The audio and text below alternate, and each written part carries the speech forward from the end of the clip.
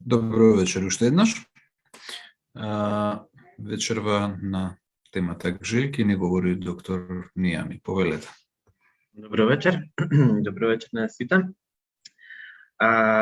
Јас вечерва се обидов да составам една интересна приказна за гжель, за веќе така наречена примената уметност, руска традиционална. И за таа цел јас се обидов да склопам некакво видео и во текот на видеото да ви раскажам нешто повеќе за ова руско народно творство.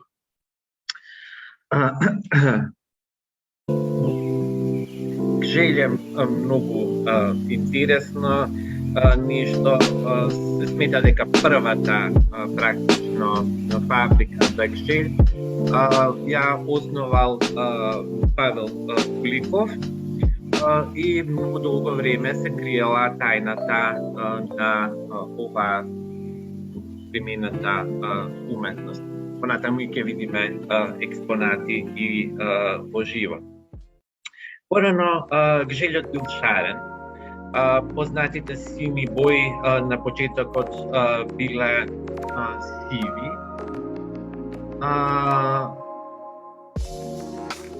А сината боја как гжелјот практично има повеќе од 20 нијанси. По Октомвриската револуција оваа позната руска керамика речиси исчезнала и можела повеќе и да не се врати, односно до денешен ден да ја немало сочувано.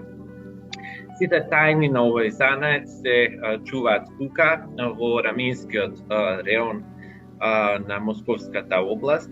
Тоа е територијата на поранешната гжельска волост, таква административна единица. Тука се наоѓаат неколку десетици села во кои порано живееле уметници, леари, мајстори кои прават садови, фигуринки, сервиси од така наречената гжельска глина. Денес пак потомците на овие мајстори работат во гжельската фабрика за порцелан. Ева ја гледаме пред нас и од една така наречена птичја перспектива. Гжелјот како вистинско уметничко дело започнува секако од нацрт. Уметникот прави скица на предметот со молив. Колку повеќе детали има, толку и работата секако бара многу повеќе труд. Можеме да видиме дека тоа е навистина една прецизна работа, која што освен што бара креативност, бара секако и многу нерви, бара многу голема истрајност. Како што гледате, нацртите, како и за секоја слика, се прават најпрво со молив. Потоа, според нацртот, од пластелин се прави макета. На оваа етапа идејата често треба да се доработува, па дури понекогаш и да се менува. Секогаш не може да се погоди што е она што е нацртано.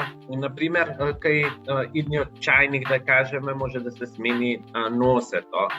Кај држката на шолјата пак може да се таа може да стане покуса или може да стане потенка. Значи сето тоа се минува во може да се смени во оваа фаза од производството. Откако макетата од пластелин ќе биде веќе готова, за неа се прави глинен калап. Во исто време во фабриката се прави смесата за порцелан, таа се нарекува фликер. Во глината се меша кварцен песок, каолин и посебен минерал кој што се нарекува фелспат. И со овие додатоци глината ќе стане оној тенок и познат порцелан. Глината за гжетската керамика е мощна важна компонента. Овој занет се појавил именно поради наоѓалиштата на глина во ова место. Тие биле пронајдени за времето на кнезот Иван Калита, односно во 14-тиот век од нашата ера. Тогаш мештаните се мачеле со земјоделските производи, со оглед на тоа што почвата била многу пуста, таа била и неплодна, но затоа гжетската земја била идеална за грнчарство. На почетокот мештаните правеле обични садови за кафеаните, за богатите куќи, за конаците.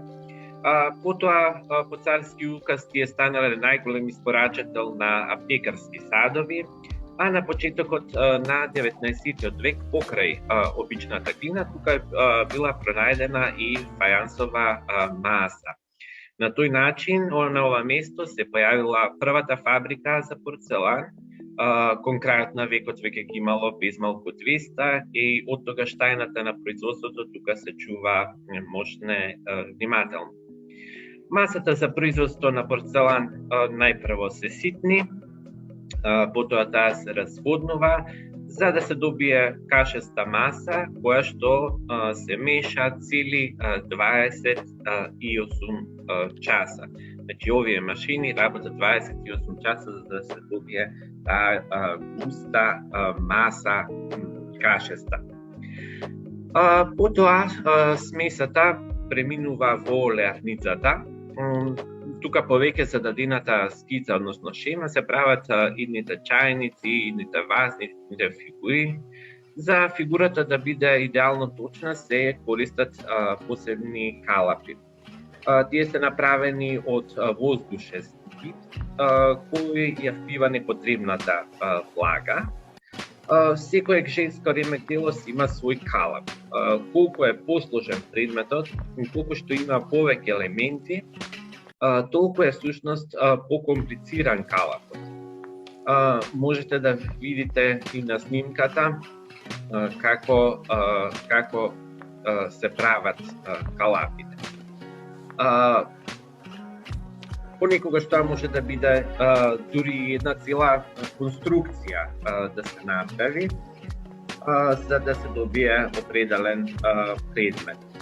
За идниот чајник, например, одделно се прави носето, кашулјата одделно се прави рачката, а кај фигуринките, испакнатите делови. Меѓутоа, ваквиот полупроизвод е се уште рано да се свита и најпрво треба да се изсуши за да се зголеми неговата цврстина. Ова е многу важно, затоа што потоа следува рачната работа, како кај правењето скулптура. Еве можете да видите, значи секој предмет, чајници од разен вид се ставаат на вагонетка кај соодветни предмети, значи чајници кај чајници, шолји кај шолји.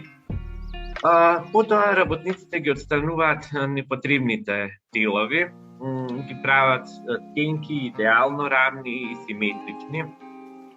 Ова е работа што бара прецизност на хирург и внимателност на деминер, затоа што доволен е само еден погрешен чекор и порцеланот ги испука. Едно одвижно движење и површината нема да биде рамна.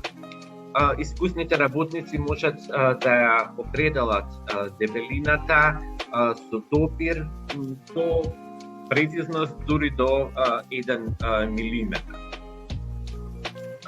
Еве, гледаме работниците како го дафинуваат, значи, производот. Дури кога предметот ќе дојде речиси до завршенство, време е секако за печење. Без овој дел, чајниците и шолите би биле толку нежни што не би можело да се користат во секојдневна употреба. Температурата во печката сега е 900 степени и тука всушност порцеланот ќе се кали, ќе стане поцврст Но дури и тогаш на допир нема да биде онаков како што го знаеме. Ова е само првата етапа на печењето. Површината на порцеланот си уште е многу рапава за на него да се нанесе боја, но сепак не е толку нежна за да испука од некое несакано движење или не дај Боже ако малку повеќе се притисне да предметот да се скрши. Потоа следува фазата кога идните предмети се потопуваат во фуксинов раствор. И како што гледате, белоснежната керамика добива една дречливо розова боја, која што секако тука не можеме да го препознаеме гжејката. Растворот од фуксин е неопходен за да се забележат дури најмалите вишоци и пукнатини. Сепак розовата боја ќе исчезне по повторното печење, но претходно овие розови предмети одат на сликање за на нив да се појават веќе познатите сини елементи. Имено во овие простори се сликаат предмети со орнаменти, работата може да трае долго, дури со недели, а сето тоа секако зависи од сложеноста на цртажот и од бројот на деталите. Уметниците добиваат инспирација од различни нешта, добиваат инспирација од книги, од иконописите, од старите руски везови, па дури од соништата. Овој дел е посебна уметничка работилница од познатите сликарски инструменти, тука ќе најдеме само 4.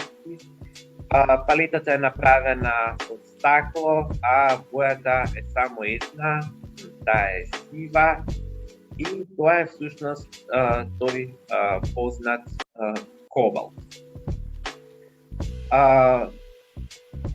Стеклината површина за палетата е таква за да може лесно уметникот да ја пренесува бојата на производот. Со кобалтот ги сликале порцеланите уште во времето на Стара Кина, како и на дворот на Медичи во Фиренца. Сликањето со кобалт им било дозволено исклучиво на искусните уметници, а тоа било така затоа што ваквата боја за порцелан тоа време била неверојатно скапа.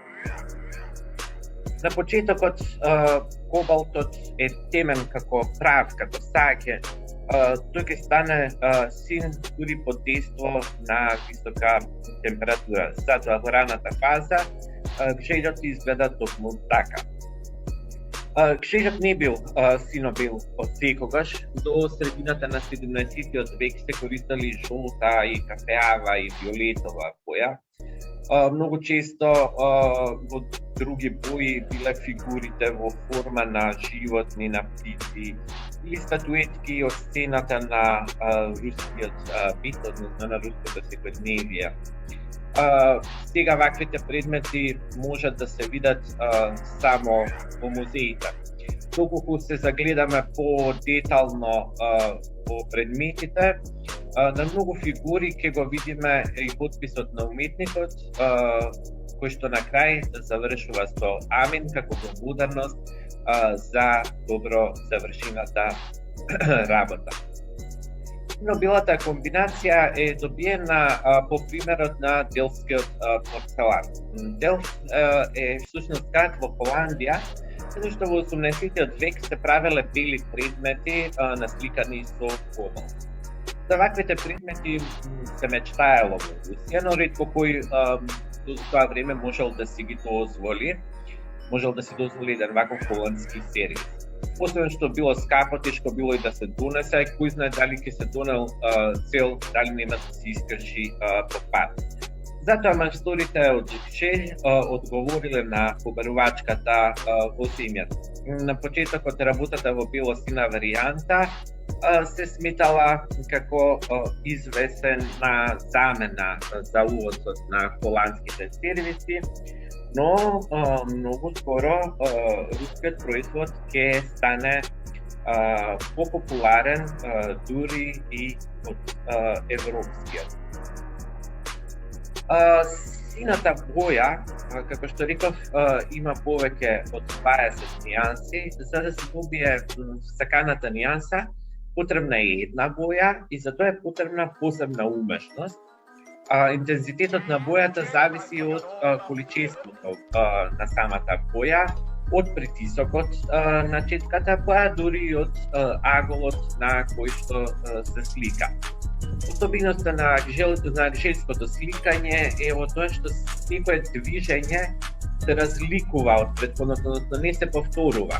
На почетокот се зема густ слојот на четката, а потоа се слика со притисок. Секој уметник во принцип има своја техника или своја специјалност. Некој е одговорен за убавите сервиси, друг за фигурите, некој за големи декоративни паноа и тоа постои. Се чини дека секој предмет е одново насликан, но ова познато сликање има три особени вида и најпознатиот вид на сликање е растителното. Станува збор за цветови, за ливчиња, за гранчиња. Женскиот цвет може лесно да се препознае помеѓу илјадници други. Изгледа шематски, но при тоа е обемен и е многу лесен. На женскиот порцелан најчесто се среќаваат рози, но исто така може да се сретнат лилијани, георгини, па дури и буки, иако на боја буките, како што знаеме, така нели велиме се црвене, како бука се од црвена, меѓутоа тие се препознаваат на многу од овие предмети.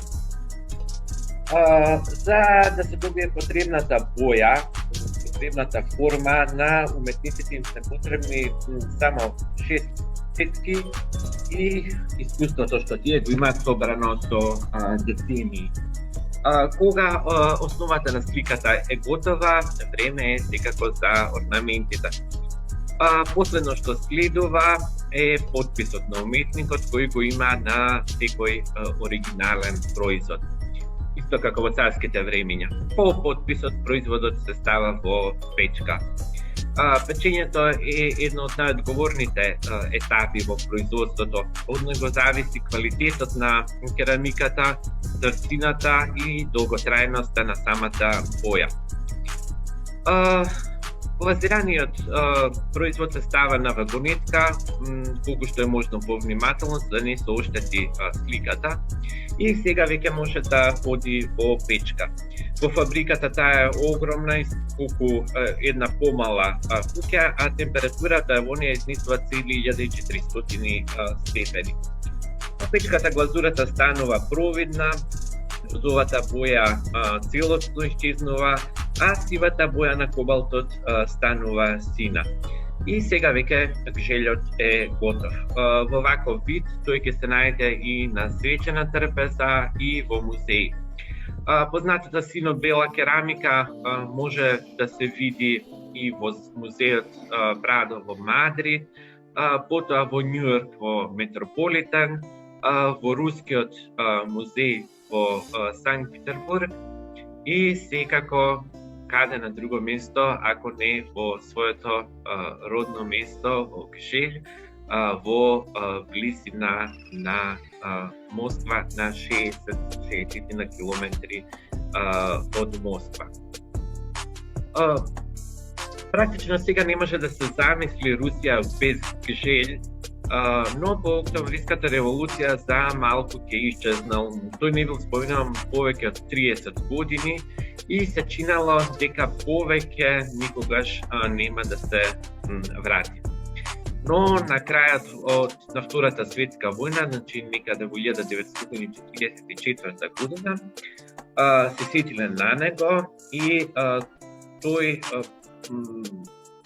почнале да го обновуваат неговото производство, а за тоа биле најмени најдобрите теоретичари на уметноста во Советскиот сојуз.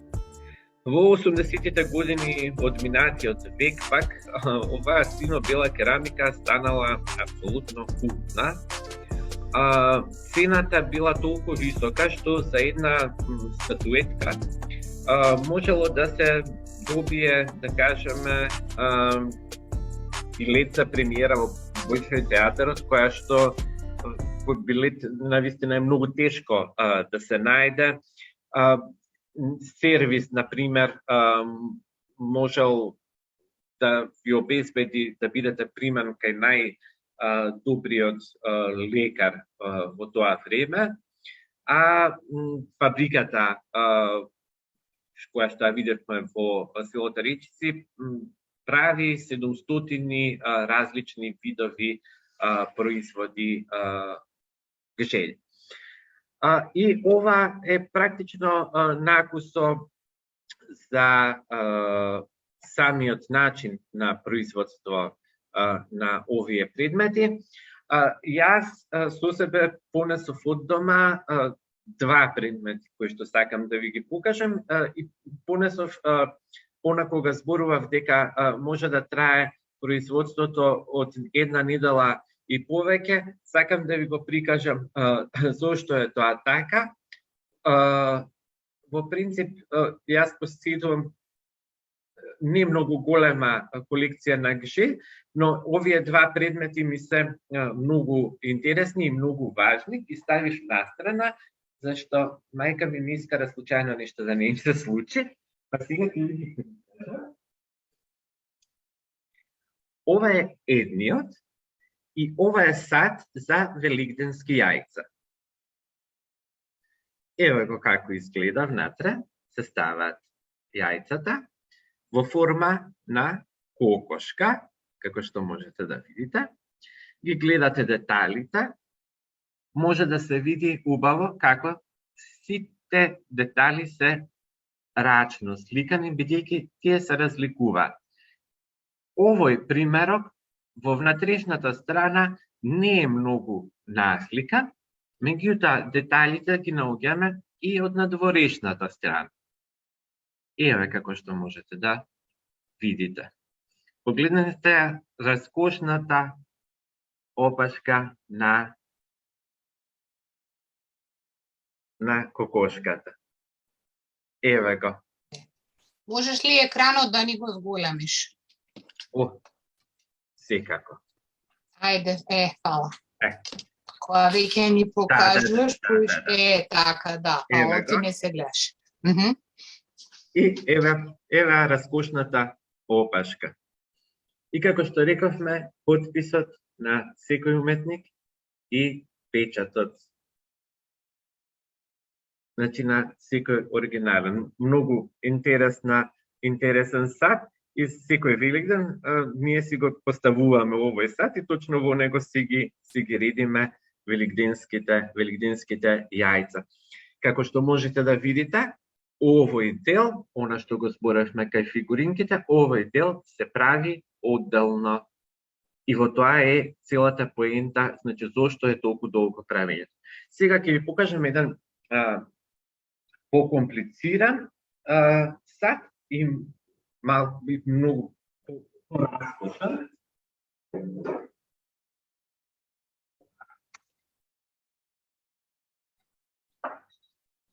Тоа е ова шиша, графин, кој што е во облик на двуглав орел со, како што можете да видите, одозгора со капаче.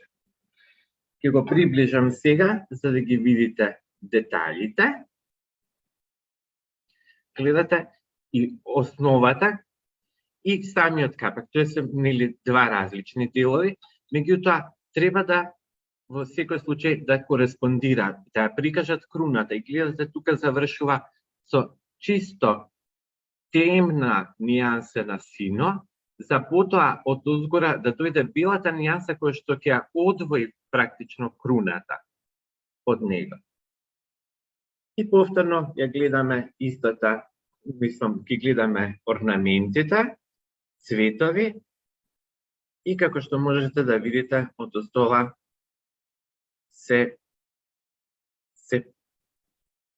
опа, некој ни пушти. Можете да го видите печатот. Во принцип, тоа се, значи, предметите кои што сакав да ви ги прикажам. Јас бев многу изненаден кога шетајќи низ Амстердам видов продавница каде што се продаваше гжель. И пишуваше дека всушност тоа е руски порцелан, сино-бел порцелан. Замислете какво враќање, значи се појавува од Холандија, таа бело-сина техника се префрла во Русија. Во Русија, значи, почнува да заживува, се усовршува и повторно се враќа сега како руски производ на пазарот во Холандија.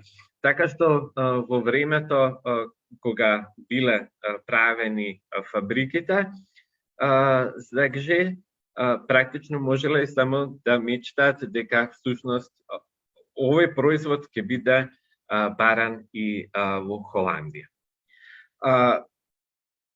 Сега би сакал, доколку имате некои прашања, да ги поставите. Да. Не, јас имам, ако може, прво, дали има кај нас да се купи цела продавница? Сигурно нема, ама негде, не знам, нема. Да некој... Нема. И како нема? И како оди цената во Русија, например, на една мала фигурка, или дали си имаш некоја информација во прилик? Се зависи, значи, се зависи од самата фигура, од сложеноста и од тоа кој уметник всушност ја правил. Дури и таму се делат по класи уметниците што изработуваат овие предмети. Во принцип, најефтини се, да кажеме, звончињата, кои што не се нешто многу скапи, од прилика би биле некаде околу 1000 денари. Значи, мислам, може да се најде за таа цена. За таа цена. Да, не е нешто ужасно скапо. Не е ужасно, но сепак има држина. Зборуваме, пришто кога го видовме процесот на производство, за тоа и се нарекува порцелан практично, иако всушност станува збор за керамика, самиот начин на производството, секако дека тоа ја крева цената, затоа што е долготраен процес и процес кој што изискува многу материјални трошоци. Нематеријалниот самиот материјал, таму струја, значи и сите тие работи кои што се потребни, видовме дека првото печење е 900 степени, второто печење е на 1400 степени, што само тој факт изискува многу големи материјални трошоци. Да. Дали има други прашања? Може би испуштив јас, оти баш се погодија пораки на кои морам да одговорам, родители.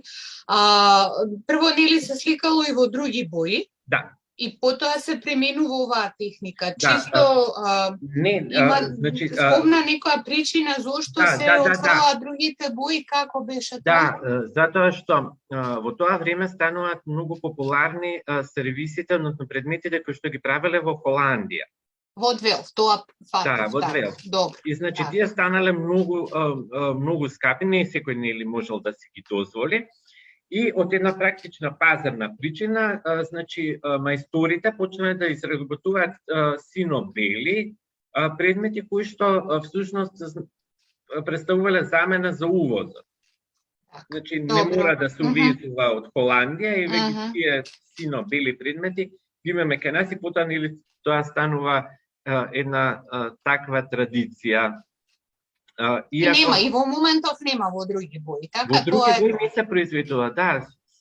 Исклучува бела основа со со сино. Сино. Сиво практично, па станува. Да, па потоа станува сино и многу е интересно тоа што нели нијансите, оние 20 нијанси се добиваат практично таа е едната.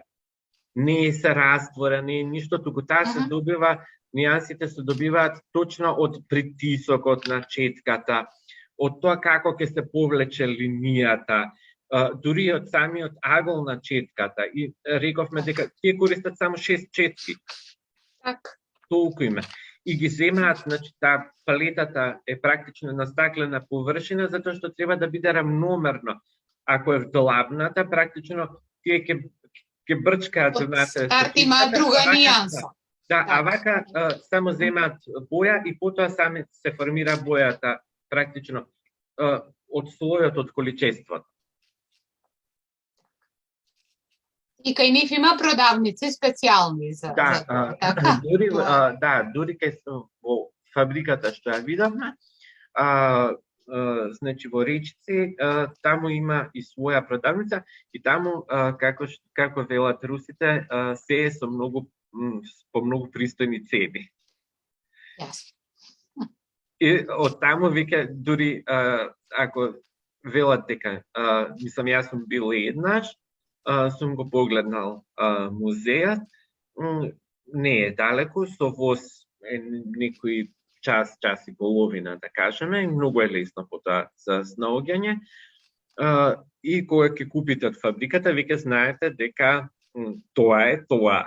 Значи дека не може да биде како кај нас сега што почнаа да се продаваат матриошки, кои што се увезени од Кина и кои што изгледаат страшно.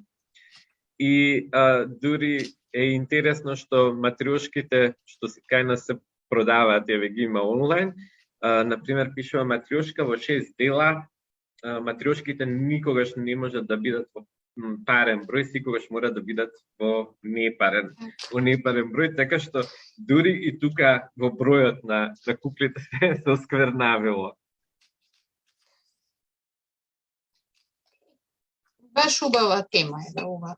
Супер интересна тема да се развие малце. Сакам да ви ги представам, ми беше замислата поинаку, сето тоа да може да се види одблизу, па да се раскаже како целото тоа изгледа, но пандемијата е веќе втора година ни дозволува само во овој формат да ви ги представиме нештата. Нарно и овој формат што го има. Да, се надевам дека наскоро ќе можеме да се видиме и во живо и да ги видите и предметите во живо. Добро, ако нема прашања, тогаш јас ќе ви се заблагодарам на вечерашно присуство, ќе ви посакам пријатен викенд и бидете повторно со нас и следната недела нашата колешка Јелена Обухова ќе има следната недела исто така можна интересна тема. Благодариме. Поздрав. Супер. Поздрав.